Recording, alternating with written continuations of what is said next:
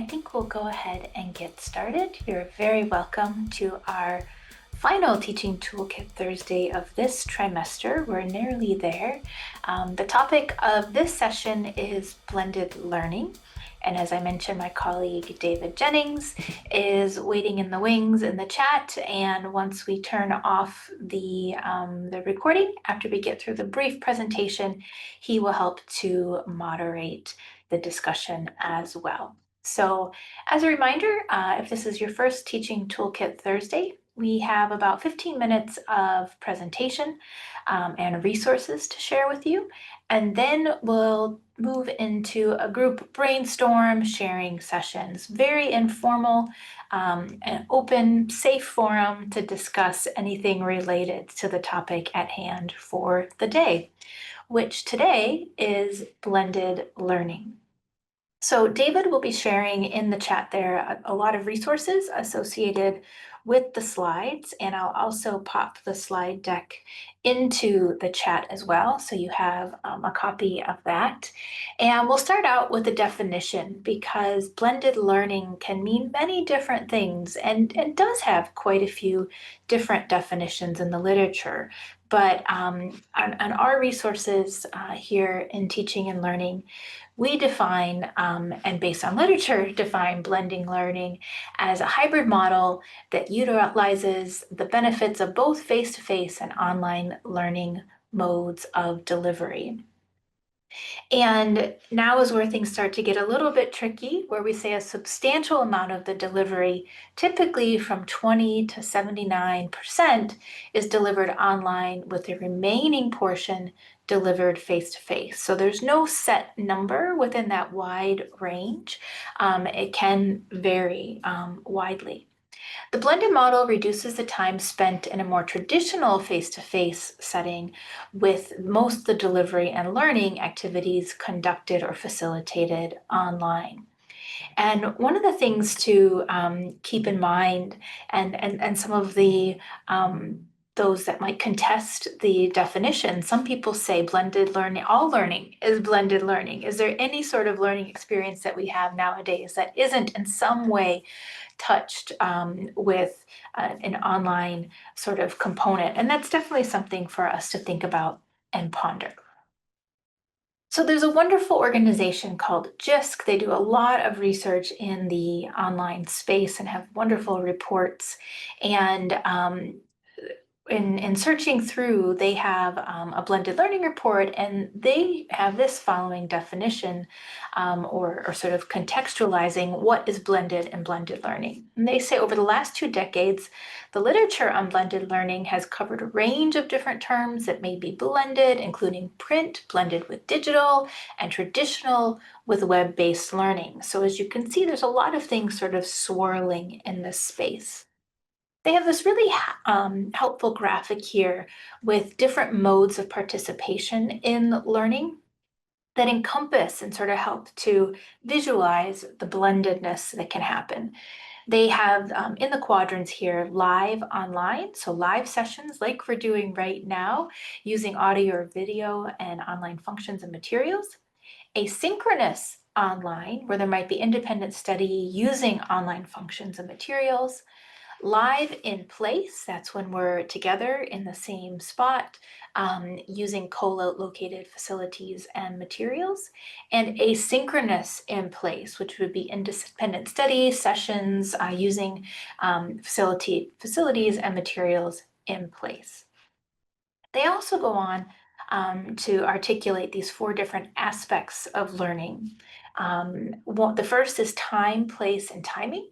That learning could be asynchronous or synchronous. So synchronous being live with shared time, asynchronous, independent in your own time.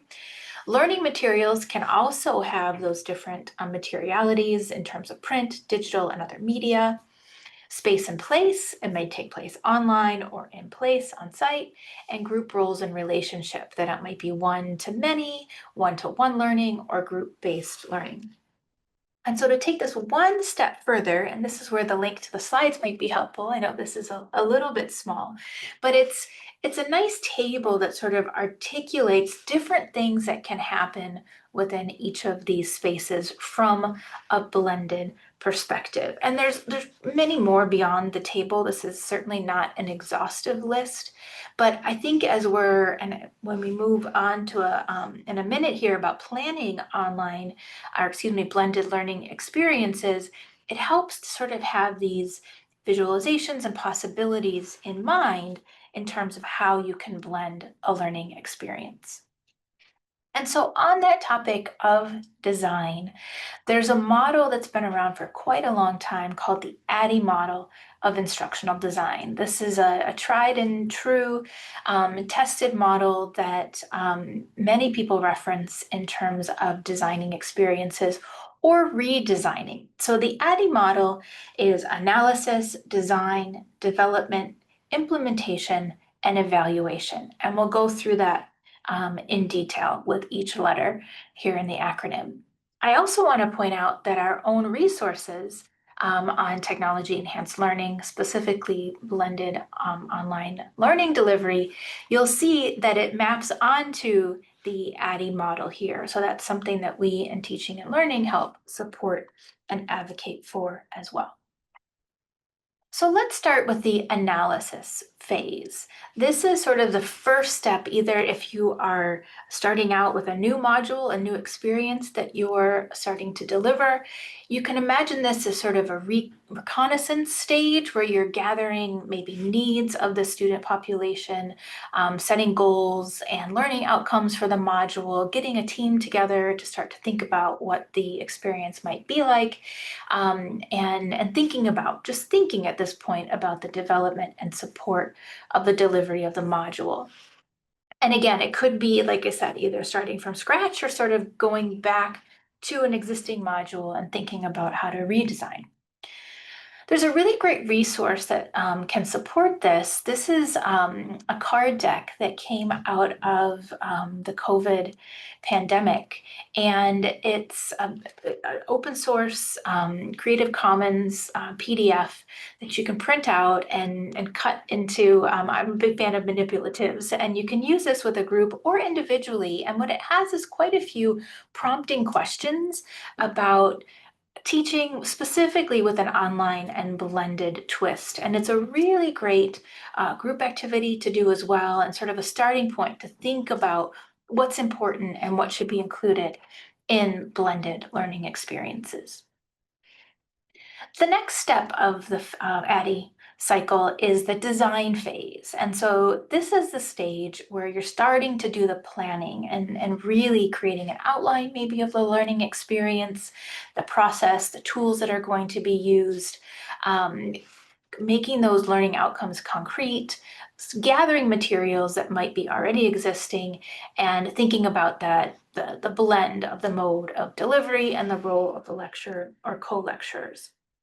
So we have a couple resources to support that up on the site as well. This first sort of graphic you see up on the screen are just some examples of sketches of how you can think about wrapping the blended learning experiences around activities, whether it go from a face-to-face activity that you're using, say maybe a collaborative technology tool, and then you wrap that into another face-to-face and then pull in, let's say, a website and so on and so forth.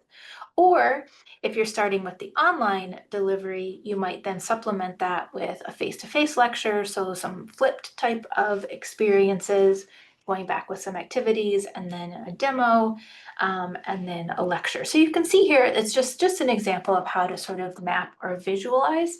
And these are really, from an instructional design perspective, so important, and especially with communicating things between a team of people or even students when they are experiencing the lecture themselves. Sometimes these planning materials or sort of visualizations of the experience can be really helpful to orient the learner. Another one that many people are familiar with are the CAST Universal Design for Learning guidelines. These cut across all different modes of delivery, and it's always great to have those at the forefront of the design process and thinking through different representations and modalities and how you might embed UDL into the learning experience. So moving then on from the design stage, we're now into the development. And this is sort of where the rubber hits the road, for lack of a better term, and you're actually doing the design of the activities themselves. So this is when individuals and teams are creating the learning materials, developing the activities, getting them ready to go into the VLE bright space where things are going to be held. And in this stage, the best resource is each other in this stage. This is really a collaborative space where people get together with teams, educational technologists, faculty, and students as partners working to design the actual resource and module.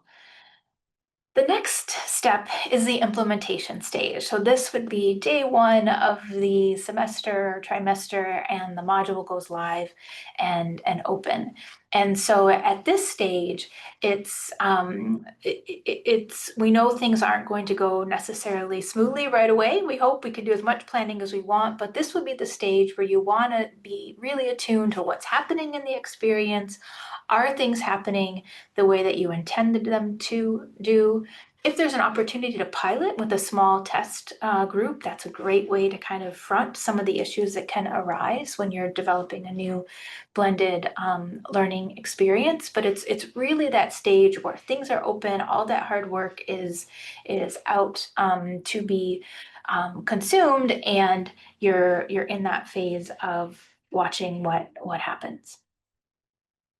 A great resource that's available that we have up on our website is the 5-stage model of e-moderating. It's been around for quite a while, and this is just sort of a scaffolded way of thinking about the moderation of online and blended learning experiences, and making sure that students and learners have access to the materials, they're being socialized with each other, that they're exchanging information, constructing knowledge, and then developing their knowledge and the assignments and assessments. So it's just a nice sort of scaffolded piece of research. It's been, like I said, out for quite a while, and David's put a link there to Gilly Stammen's website, which has a ton of resources for e-moderating as well.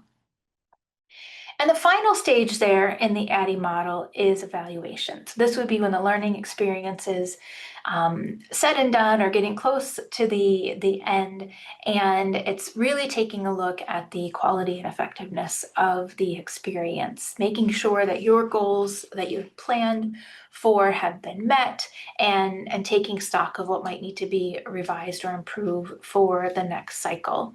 And then you kind of can go back to the beginning and keep iterating and tweaking as you go along.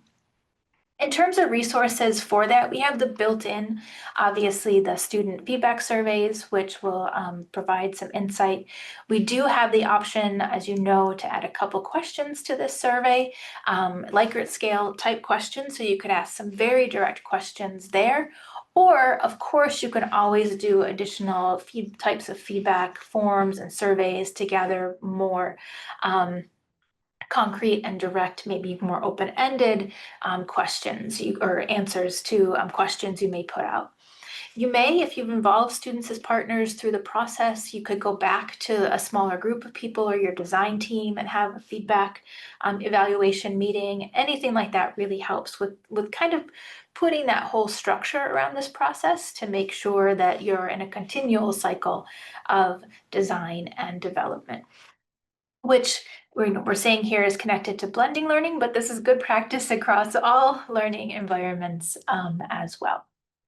So with that, before we turn off the camera, just looking forward to next trimester. We have 3 more Teaching Toolkit Thursdays planned, and we are delighted that our students as partners are integral in the design and delivery of the teaching toolkits for next semester. So they've helped us identify the topics, which will be Universal Design for Learning in January. The 19th of February will be focused on supporting students' academic integrity. And then on the 26th of March, the students as partners will deliver the entire session for you, and they'll be speaking to supporting international student learning. So Thank you for listening. I'm going to stop the recording.